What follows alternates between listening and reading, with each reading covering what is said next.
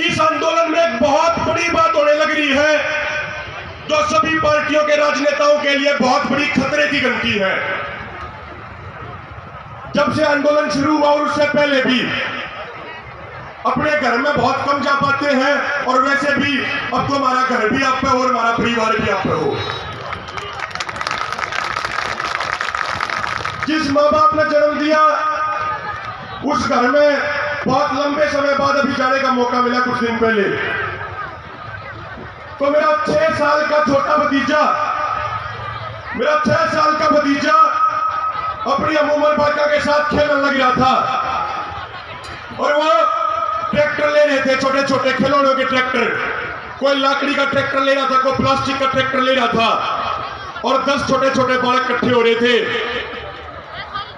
उन्होंने आगे एक प्लास्टिक की दीवार बना रखी थी, और वे बार बार पीछे तो भगा के अपने ट्रैक्टर में ले आए थे और उस दीवार के देकर मारे थे और ताली बजावे थे और कहे थे कि किसान आगे बढ़ गए, किसानों ने दीवार तोड़ दी है। तो ये सारे राजनेता कान खोल के एक बात में सुन ले कि हमारी अगली पीढ़ी, हमारे छोटे छोटे बालक भी आज लड़ना सीखने लग रहे हैं, ये भी बोलना सीखने लग रहे हैं। अगले 100 सालों तक यदि कोई भी राजनीतिक पार्टी, कोई भी राजनेता देश के खिलाफ काम करेगा, समाज के खिलाफ काम करेगा, किसान नौजवान के खिलाफ काम करेगा, तो ऐसी राजनीतिक पार्टियों और राजनेताओं की जड़ों को उखाड़ फेंकने का काम हिंदुस्तान का समाज करेगा। ऐसी पार्टियों को हिंदुस्तान में नहीं रहने दिया जाएगा। और आज जो ये ऐतिहासिक शत्रुओं खाप के बीच में खड़े हैं, आपसे एक वादा करते हैं कि जो पगड़ी पहना के आपने मान सम्मान दिया है,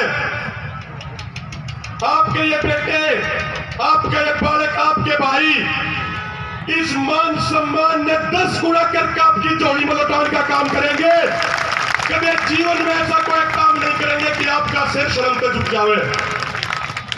यदि आपके मान सम्मान के लिए आपके बेटा ने अपना शीश कटाने की जरूरत पड़ी तो अपना सिर कटा लेंगे, लेकिन आपका सिर नहीं झुकने देंगे। कई साथियों ने एक बात कही थी कि आगे की रणनीति पर बात होनी चाहिए। 3 छोटी छोटी बातें कहूंगा और अपनी वाणी को विराम दूंगा। देखो, साथियों ने बताया, पहले वाले वक्ताओं ने बताया कि कल संयुक्त किसान मोर्चा ने तय किया कि 6 तारीख को 11 से 4 बजे तक KMP जाम करेंगे, 8 तारीख को महिला दिवस मनाया जाएगा, और उसके बाद संयुक्त किसान मोर्चा के सारे नेता, संयुक्त किसान मोर्चा के सारे वरिष्ठ नेता 12 तारीख को पश्चिम बंगाल के कलकत्ता में जा रहे हैं। 12 तारीख को सारे नेता कलकत्ता में जा रहे हैं, और वो इसलिए जा रहे हैं क्योंकि ये भारतीय जनता पार्टी और RSS की सरकार सिर्फ एक भाषा समझती है, और वो है चुनाव में हार या चुनाव में जीत। ये कोई मानवता की भाषा नहीं समझते, ये कोई इंसानियत की बात नहीं समझते, ये कोई भाईचारे की बात नहीं समझते, सिर्फ ये समझते हैं कुर्सी की बात और चुनाव में हार की बात। तो कोई बात नहीं, जब ये इस भाषा में समझे हैं तो भारत का किसान इस भारतीय जनता पार्टी को इन्हीं की भाषा में जवाब देने का काम करेगा। और बंगाल में जाके सिर्फ एक के बात कहेंगे, हम किसी की वोट मांगने नहीं जा रहे हैं जी, ना किसी पार्टी के पक्ष में प्रचार करें। हम तो सिर्फ एक बात कहेंगे कि जिस भाजपा की सरकार ने 3 काले कानून किसानों के ऊपर जबरदस्ती थोपे हैं, जिस भाजपा की सरकार ने किसानों को MSP गारंटी कानून नहीं दिया है, जिस भाजपा की सरकार ने स्वामीनाथन आयोग की रिपोर्ट लागू नहीं करी है, उस भारतीय जनता पार्टी की राजनीतिक जड़ों को उखाड़ फेंकने का काम बंगाल की जनता करे। इस आह्वान के साथ सारे के सारे किसान नेता 12 तारीख को कलकत्ता में जा रहे हैं। साथियों, बुजुर्गों, माताएं, बहनों, एक बात याद जरूर समझ के जाइयो, जो यह लड़ाई है, यह लड़ाई अब विचारों की लड़ाई बन चुकी है। शहीद आजम भगत सिंह कहा करते कि विचारों के बिना इंसान ज्यादा मजबूत नहीं होता। तो जो दो हमारी मांग है, ये हमारी के मांग है, 2 मिनट में आपको समझाऊंगा, ध्यान से सुनियो। क्योंकि हमने अलग अलग गांव में यह सूचना मिल रही है कि बीजेपी और आरएसएस के लोग राम मंदिर के नाम पे चंदा इकट्ठा करने के बहाने गांव गांव में जाकर हमारे आंदोलन के खिलाफ दुष्प्रचार कर रहे हैं। तो उन लोगों को मुंह तोड़ जवाब देने के लिए ये 2 बातें ध्यान से सुनियो। प्रधानमंत्री कहते हैं कि एमएसपी था, एमएसपी है और एमएसपी रहेगा। तो अपने बोले भाई कई बार मारते पूछ रहे हैं कि भाई प्रधानमंत्री तो कह रहे हैं कि एमएसपी था, एमएसपी है और एमएसपी रहेगा, तो आप प्रधानमंत्री की बातों पर विश्वास क्यों नहीं कर रहे? देखो, जो एमएसपी की हमारी मांग है और जो प्रधानमंत्री कह रहे हैं, उन दोनों बातों में जमीन आसमान का अंतर है। यह बात ध्यान से समझियो और गांव में जाकर घर घर में बताइयो। सरकार कह रही है कि आज तक जिन जिन फसलों की खरीद जिन जिन राज्यों में एमएसपी पे जितनी होती आई, सरकार यह बात लिखित में देगी कि उतनी खरीद आगे भी जारी रहेगी। जबकि हमारी मांग है कि जिन 23 फसलों का न्यूनतम समर्थन मूल्य यानी एमएसपी भारत की सरकार द्वारा तय किया जाता है, उन 23 की 23 फसलों को एमएसपी पर खरीदे जाने की गारंटी का कानून बनाया जाए। ठीक है जी, तो उनकी बात में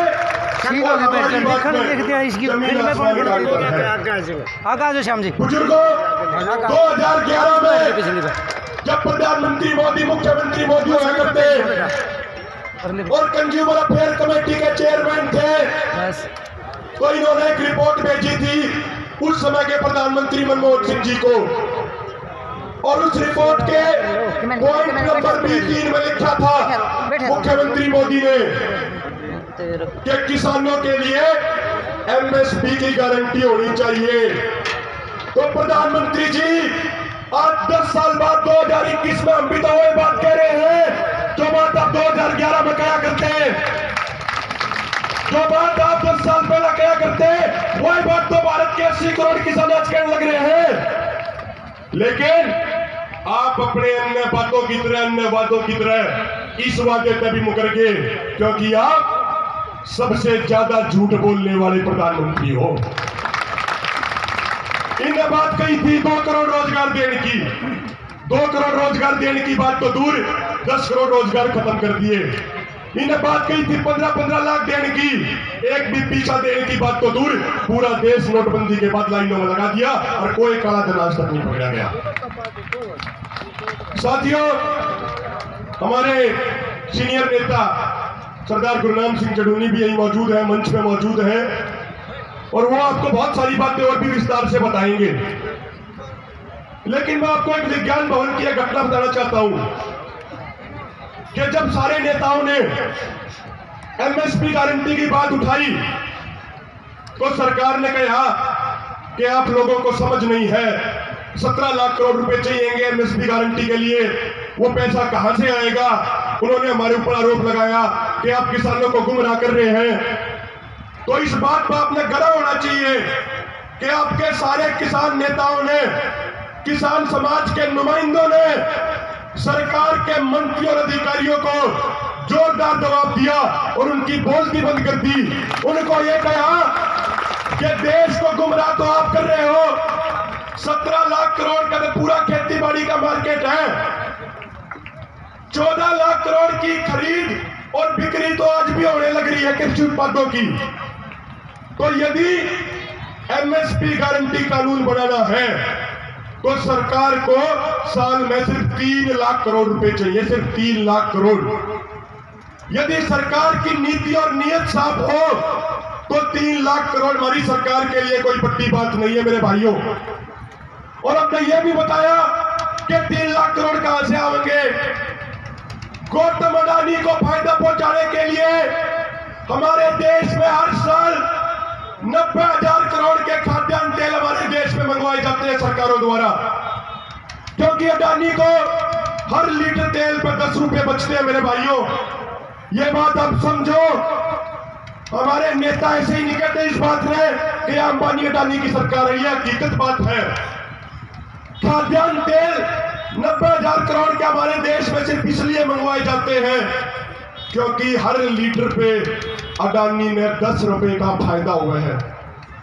हमने कहा कि 90,000 करोड़ के तेल मंगवाना बंद करो, 80,000 करोड़ की दाल दूसरे देशों से मंगवानी बंद करो, 10,000 करोड़ का दूध का पाउडर भारत में मंगवाना बंद करो। ये सारी फसलें जो आप भारत में मंगवाने लग रहे हो, ये मंगवानी बंद करो।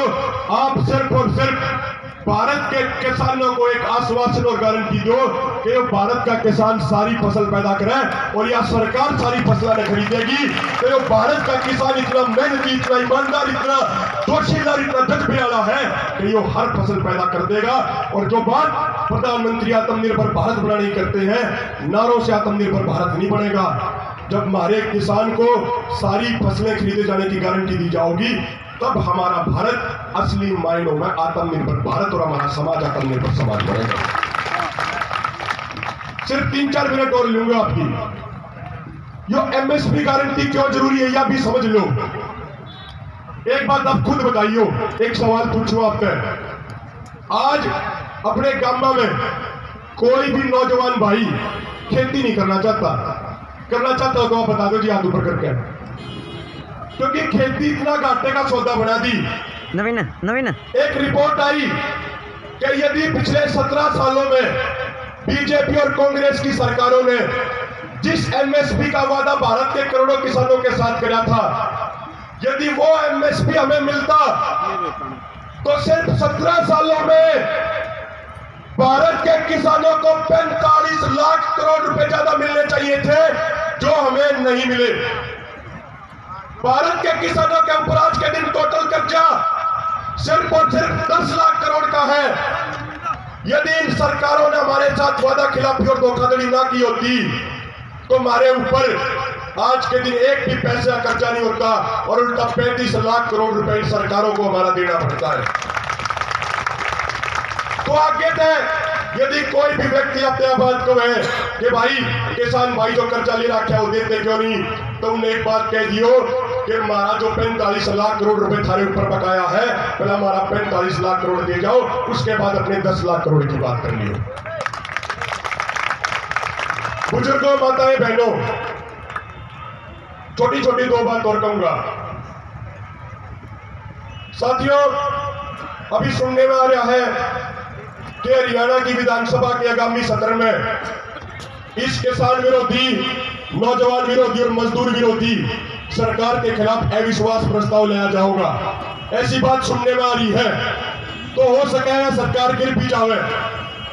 आप तो एक निवेदन कर रहे हैं, उस अविश्वास प्रस्ताव ने यदि वो प्रस्ताव पेश करा जावे है तो उस दिन की विधानसभा कार्रवाई ने ध्यान से देखियो और जो किसान, जो माफ कीजिएगा, जो विधायक, जो मंत्री किसान के खिलाफ और बीजेपी जेजेपी के पक्ष में वोट डालेगा, उस विधायक और मंत्री ने अपने गांव में मत बन दियो और उन विधायकों ने हमेशा के लिए भूतपूर्व विधायक बना दियो, दोबारा तो उनने विधानसभा में मत बन दियो। ये मौका है इन सब का हिसाब किताब करने का। जो आज के दिन किसानों के साथ नहीं है तो समझ लियो वो ना तो हरियाणा के साथ है और ना हिंदुस्तान के साथ है। तो विधानसभा की कार्रवाई ने ध्यान से देखियो और जो विधायक आपके खिलाफ वोट के रहे उसे विश्वास प्रस्ताव में, उस विधायक ने अपने गांव में कदम मत पड़न दियो। यो आपका हाथ जोड़ के निवेदन कर रहे हैं। साथियों, दुष्यंत चौटाला ने, जिसने ताऊ देवीलाल का नाम दबा दिया, ताऊ देवीलाल का नाम कलंकित कर दिया, उस ताऊ देवीलाल के पोते दुष्यंत चौटाला ने अब एक बात कही पर पोते ने समड़का में कि भाई वो 40 मेंबरी कमेटी करे गई जो चर्चा क्या करती, वो चर्चा क्यों नहीं कर रही। तो उस दुष्यंत चौटाला ने एक बात कहना चाहे हैं कि हमारे सीनियर नेता यहां बैठे हैं, हमारे सीनियर नेताओं के सामने तो विज्ञान भवन में भारत सरकार के मंत्री और अधिकारी बात नहीं कर पाए, उनकी बोलती नहीं पार्टी, तो दुष्यंत चौटाला की तो औकात के है।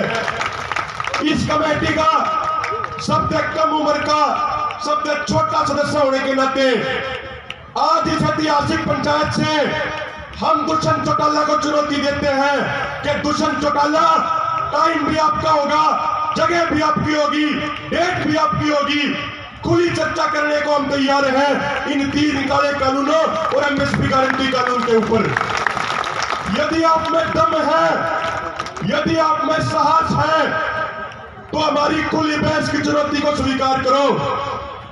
सामने किसान बैठेंगे और नौजवान बैठेंगे। यदि एक किसान और नौजवान दुष्यंत चौटाला की बात न मान गए तो हम पीछे हट जाएंगे, और यदि ये किसान और नौजवान समाज किसान नेताओं की बात पर सहमति दे देता है, तो दुष्यंत चौटाला में यदि थोड़ी बहुत भी शर्म बची हो तो उप मुख्यमंत्री के पद से इस्तीफा देकर सड़क पर आकर बैठ जाइयो। चुनौती स्वीकार हो तो टाइम टेक लियो, डेट टेक लियो, जगह टेक लियो। एक अंतिम बात यह कहूंगा, देखो अपने जो नेता है, सीनियर नेता है, बहुत सोच समझ के इस आंदोलन में बहुत अच्छे तरीके से चला रहे हैं। सभी महापुरुषों के जन्म दिवस और शहादत दिवस मना रहे हैं, क्योंकि महापुरुष किसी एक जाति, किसी एक धर्म के नहीं होते, वो पूरे के पूरे देश और पूरे के पूरे समाज के होते हैं। अभी कुछ दिन पहले कुछ शरारती तत्वों ने छोटू राम जी की मूर्ति तोड़ने का काम किया है। ऐसे गलत तरह के लोगों के उकसावे में आने की कोई जरूरत नहीं है। टाइम आने पर ऐसे सभी लोगों को बेनकाब करेंगे और इनका सब गायके करके हिसाब किताब करेंगे। साथियों, एक बात आप समझियो कि आज अपना किसान समाज रण के मैदान में, युद्ध के मैदान में खड़ा है, और युद्ध के मैदान में वही सेना जीतती है जो अपने सेनापतियों पर पूरा विश्वास रखती है। जो आपके किसान नेता है, ये अपने 80 करोड़ किसान परिवार के सेनापति हैं। आपसे मैं हाथ जोड़ के ये निवेदन करूं हूं कि जिस तरीके से आज तक आपने अपने सेनापतियों पर पूरा विश्वास रखा है, ठीक इसी तरीके से आगे भी इन पर पूरा विश्वास रखियो। इनकी हर बात न मानियो। किसान समाज निश्चित तौर पर जीतेगा। दुनिया की कोई ताकत हमें जीतने से नहीं रोक सकती। साथियों, एक बात आप तक कहना चाहूंगा कि आज पूरी दुनिया में आपकी चर्चा हो रही है, पूरी दुनिया में आपका डंका बज रहा है। कारण क्या है कि हम पूरे तरीके से शांतिपूर्ण और एकजुट हैं। पूरी दुनिया में आपकी वाहवाही हो रही है। यह शांति और एकता हमारी ताकत है। किसी भी कीमत पर अपनी शांति भंग मत होने देना। यदि ये शांति भंग होगी तो इतना बड़ा नुकसान हो जाएगा कि आने वाली पीढ़ियां भी उसकी भरपाई नहीं कर पाएंगी। जो ये लड़ाई आज लड़ रहे हैं, या जमीन बचाने के साथ साथ अपना जमीर बचाने की लड़ाई है, या लड़ाई जो लड़ रहे हैं या फसलों को बचाने के साथ साथ आगे की नस्लों को बचाने की लड़ाई है। अंत में सिर्फ एक बात कहूंगा कि अभी 2 दिन पहले एक भाजपा के सांसद फिर जबरदस्ती एक प्रोग्राम करना रहे थे। किसानों ने शांतिपूर्वक विरोध किया तो किसानों के ऊपर 200 FIR करवा दी गई। उससे पहले कैमला गांव में मुख्यमंत्री जबरदस्ती पंचायत करना चाहे थे तो सारे किसानों ने मुख्यमंत्री का मंच भी उखाड़ दिया, हेलीपैड भी उखाड़ दी। कुछ दिन पहले बीजेपी के मंत्री संजीव बालियान मुजफ्फरनगर में जाकर किसानों के साथ जबरदस्ती करना चाहे थे, किसानों के साथ मारपीट करी, लेकिन किसानों ने उनको काम में नहीं बढ़ने दिया। तो एक बात कहना चाहे इन सारे बीजेपी के नेताओं को कि कितना ही कुछ कर लो, कितने हमारे ऊपर छापे मरवा लो, कितने नेताओं के जांच करा लो, कितनी FIR दर्ज करवा लो, ना यो किसान डरेगा, ना दबेगा, ना पीछे हटेगा, ना बिकेगा कि कोई सरकार के घमंड ने अपनी जूतियां के तले रगड़ के अपने गम में उल्टा होगा। किसान उसने पहले अपने गम में उल्टा लिया होगा। और एक दो पंक्तियां आपको कहूंगा जो बीजेपी के लोग बार बार हमने देशद्रोही आतंकवादी खालिस्तानी कहे हैं, वे यह बात सुन ले कि देश का किसान और जवान के सोचे उसके मन में क्या बात है। यह बात सुन लो, किसान और नौजवान सोचे हैं कि ना मुझे तन चाहिए और ना मुझे धन चाहिए, ना मुझे तन चाहिए ना मुझे धन चाहिए, तरक्की करता हुआ ये वतन चाहिए। अगर जिंदा रहे तो हिंदुस्तान के लिए, मरने के लिए तिरंगा कफन चाहिए। कुछ नारे लगा दो और उसके बाद अपना स्थान ग्रहण करूंगा। समय ज्यादा ले लिया, उसके लिए आपसे हाथ जोड़ कर माफी भी मांगूंगा। दोनों हाथ ऊपर करके नारे लगा दो जी। एक एक की आवाज आनी चाहिए जिसकी रगों में किसान का खून है, और दिल्ली में बैठे और तानाशाहों तक आपकी आवाज पहुंचनी चाहिए। किसान एकता, किसान एकता, मोदी सरकार, खट्टर सरकार, मोदी तेरी तानाशाही, खट्टर तेरी हिटलरशाही। जय जवान, जय जवान, मातृशक्ति, नारी शक्ति, नारी शक्ति। और खासकर जिस कमेटी ने जिस